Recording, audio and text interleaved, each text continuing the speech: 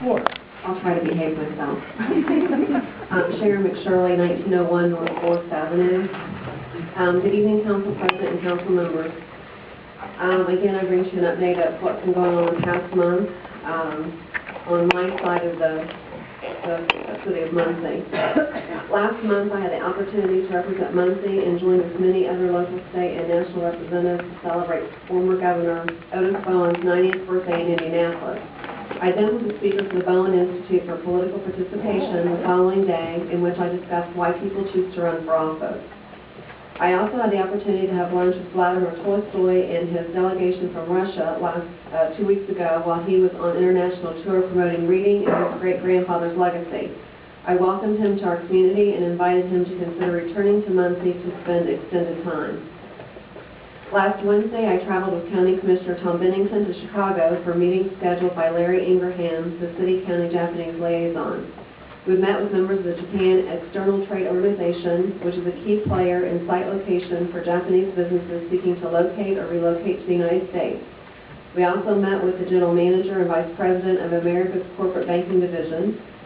Americas provides investment capital for funding of Japanese projects and is one of the largest financial institutions of Japan. We were then guests of the Japan Consul General of Chicago and his council. The Consul General oversees its 10-state region, including Indiana, for Japanese matters and is responsible to the Japan ambassador in Washington. On the 18th, I spent the day meeting with the COO, CEO, and the owner of an international company that is interested in relocating their headquarters. We are competing with another city in Indiana and a city in another state. We hope to have feedback from them sometime this summer. I met with Pierre Dvorak regarding Hotel Roberts. I have since spoken to the executive board members of DAC and the Chamber about the need for an economic feasibility study with regard to joint management of the convention center and the hotel.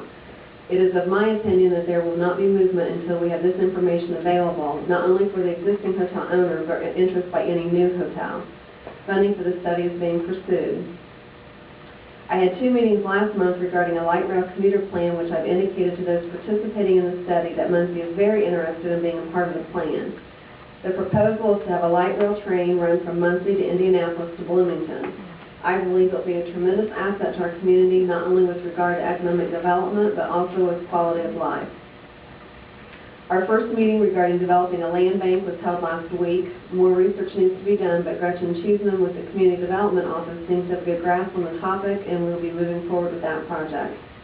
And speaking on community development, I would like to recognize Connie for the efforts she's put forth in community development and the process she's had to go through as far as getting those monies reimbursed back to HUD. She and I have spent countless hours and has been very, very instrumental in getting this resolved, not only in Indianapolis, but in Chicago, too. Here goes the hard part. As you know, House Bill 1001 has passed and the legislature has adjourned. As of the last notice from the Legislative Services Agency, the City of Muncie will have a reduction of revenue of approximately $3.2 million in 2009 and $4 million in 2010. Which is approximately a half of what we were expecting before. However, I'd like to make clear that the LSA has also acknowledged that the basis they were doing their calculations on was inaccurate and therefore cannot commit to the revenue losses I've indicated. So we're still working with that. The governor has made available to the city a representative from his office and a member of DLGF to assist with the city's financial status. Marion, our controller, has provided the information they requested, and we are waiting on their feedback. Marianne and I also have been attending 911 communications meetings in an attempt to have more input on keeping those expenses down. As you know, we have a budget of $800,000 annually for those expenses, and these expenses continue to rise. I will be meeting with the fire chief at the end of the week to discuss ways to cut expenses within the fire department. The union, which is a concern that I really do have, and I hope you share with me, and we can hopefully work together on this.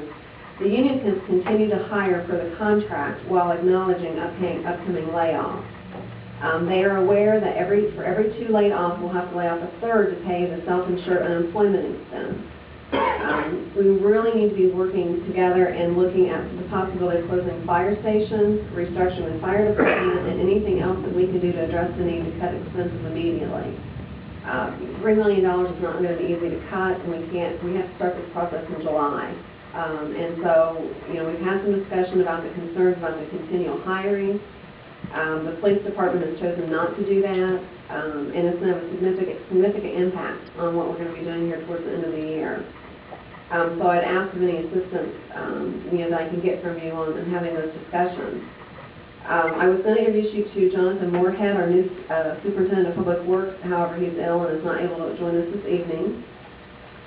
And as you're aware, there have been changes made at Prairie Creek recently. The Park Board made the decision to enforce the no subletting clause of the lease agreement. There's also a fishing area that has been closed off until further investigation of adjacent property owner complaints and evaluation by DNR of the parking area as to the cause of its deterioration. I am sure there will be more changes coming. I ask for the patience of everyone involved. The goal is to make the reservoir financially self-sustaining while providing a safe and enjoyable recreation area for the citizens of Muncie, first and foremost.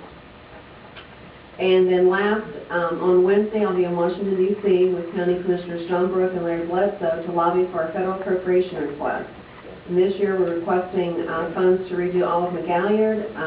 The county is asking funding for Walnut and Riggin Road because of the extra congestion from Sallie Mae and the constraints we have at the airport. And then also, we're doing a joint request on a work release transitional housing facility for the community.